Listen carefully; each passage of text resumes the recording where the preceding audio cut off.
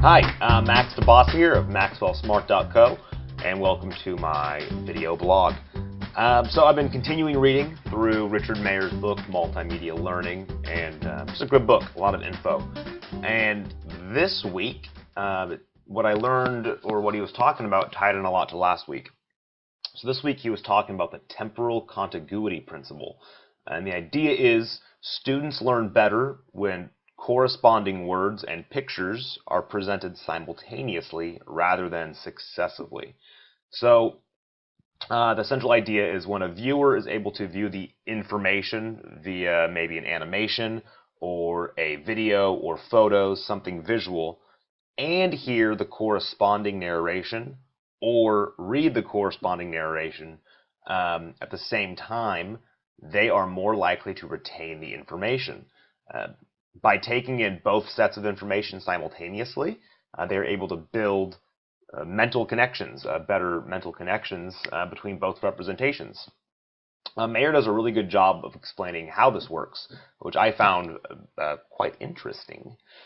He says that according to the cognitive theory of multimedia learning, if you had gone and read the information by itself as to how a process works, open up a book, oh, how does this work?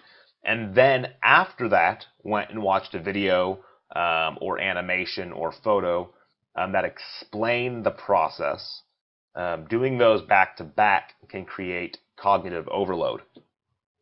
So in this case, the learner must hold the words or whatever he read in working memory and then go and try to recall that while looking at the visual representation. And this creates extraneous cognitive processing, in which case you're not going to learn as much. Meanwhile, it's just tied into last week, because this sounds all fine and dandy, but keep in mind of the redundancy principle from last week, because we don't want to make the mistake of doing a visual representation with words or audio and text, because that also can cause extraneous processing, and students will become overwhelmed and learn less.